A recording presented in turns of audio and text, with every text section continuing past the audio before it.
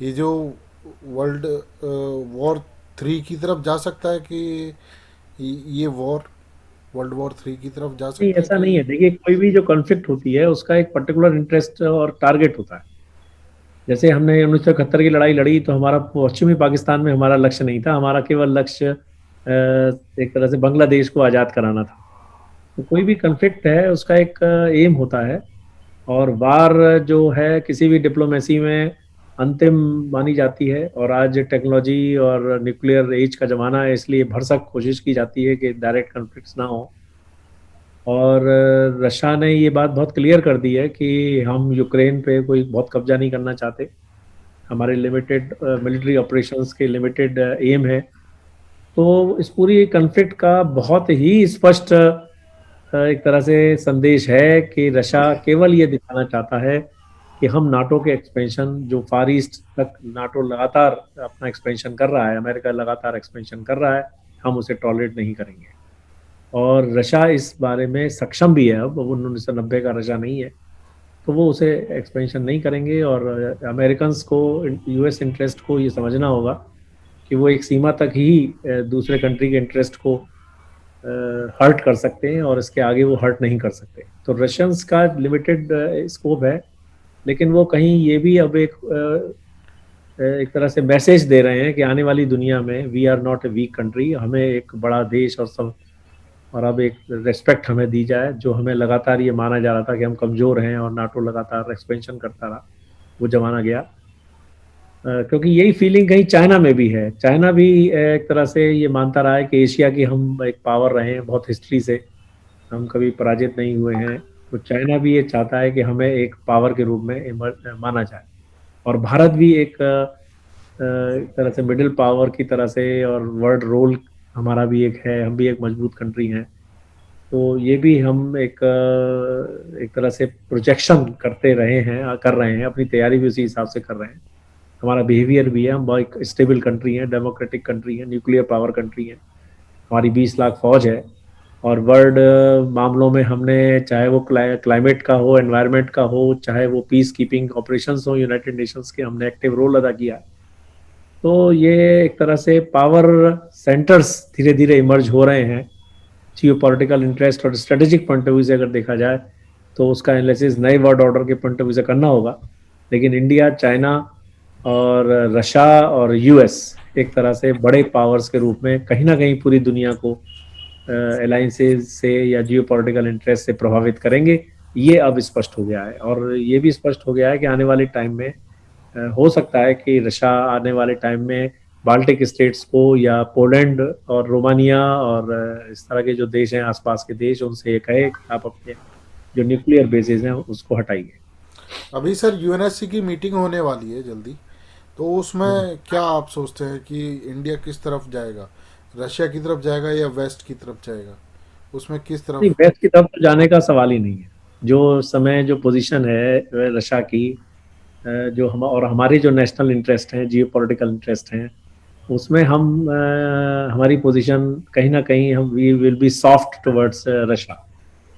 अब उसको हम कैसे एक्सप्रेस करते हैं डिप्लोमेसी में, न्यूट्रल रह के करते हैं, या दोनों देशों को कहते हैं कि भैया अपनी लड़ाई बंद करिए और आपस में बातचीत करिए, तो ये डिप्लोमेसी की बात है। लेकिन India definitely will not go against Russia. Okay.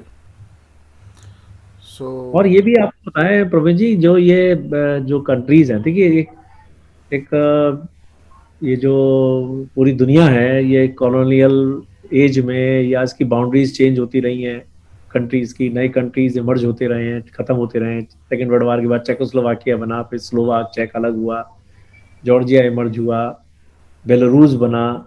तो ये बहुत सारे देश इमर्ज होते हैं, उनकी सीमाएं बदलती रहती हैं। और ये जो पूरा यूरोप है, ये आपस में बहुत, इनकी जो रेसेस हैं वो आपस में बहुत मिक्सिंग है।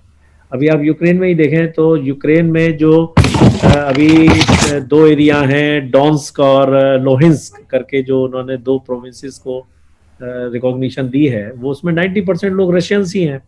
हाँ जी। रशियन भाषा ही बोलते हैं, एक ही वर्ग के लोग हैं। यूक्रेन में भी बहुत सारे रशियन हैं, भाषा के लोग हैं। सबसे बड़ी माइनॉरिटी एक 1/5 हिस्सा उनका रशियंस का ही है। और वहाँ Bulgaria, Poles, Hungarians, Romania, Jewish भी हैं, यहूदी भी हैं, ये सभी नेशनलिटीज़ के वहाँ लोग हैं। और रोमा भी हैं, जिप्सीज जिसको कहते हैं, रोमा, जिनके कि आपको ध्यान होगा कि ये माना जाता है कि भारत से इनके लिंक हैं, भारत से जो माइग्रेशन होकर सेंट्रल एशिया में लोग गए, रोमा जिप्सीज, वो भी यूक्रेन में रहते हैं। तो ये पूरे इलाके, और जर्मन्स भी बहुत हैं, फिनलैंड के भी लोग हैं, ये आसपास के देश हैं अभी भी। तो जो ओवरऑल पॉपुलेशन है वो डिफरेंट नेशनलिटीज की जरूर है, लेकिन वो मिक्सिंग है। इसलिए बहुत कोई ये कहना कि ये बहुत ही अलग तरह का कोई कंट्री है, ऐसा नहीं है। पॉपुलेशन, लैंग्वेज सब कॉमन है।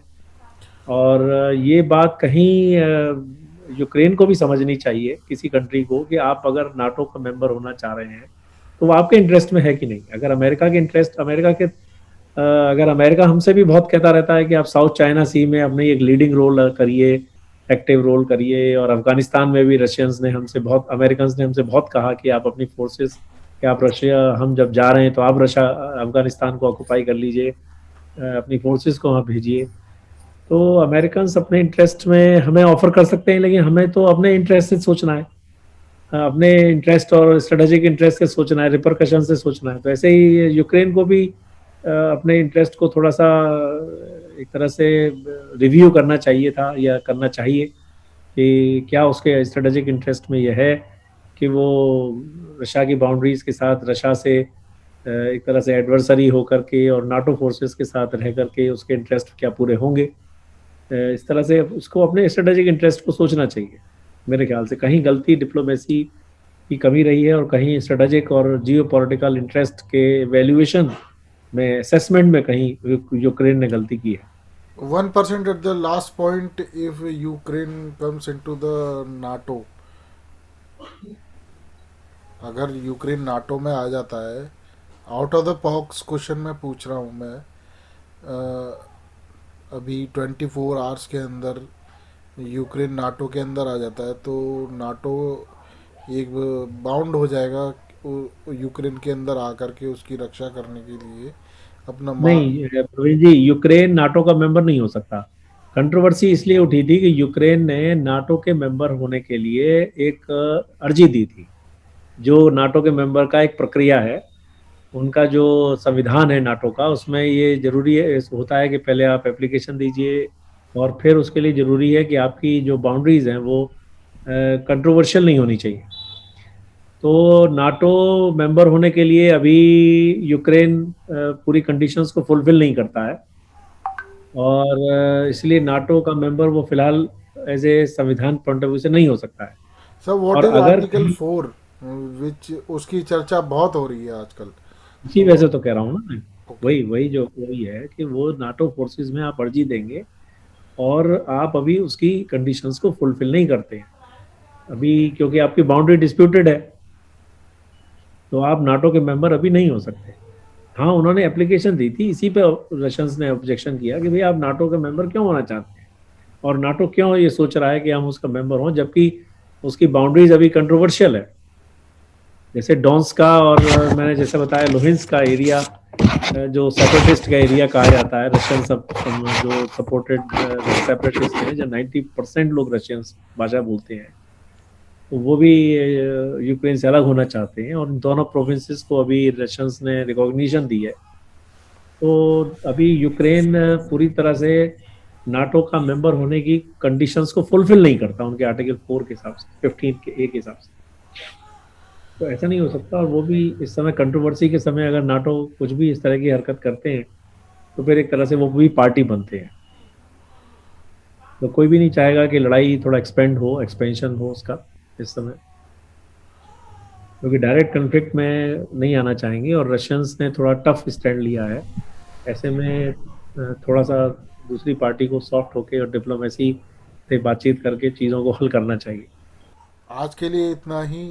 धन्यवाद आपका जो हमें समय दिया। और ठीक है प्रवीण जी, बहुत बहुत ये धन्यवाद। सारवी न्यूज़ की ओर से बहुत बहुत शुक्रिया। मैं प्रवेंद्र, धन्यवाद। नमस्कार। नमस्कार सर।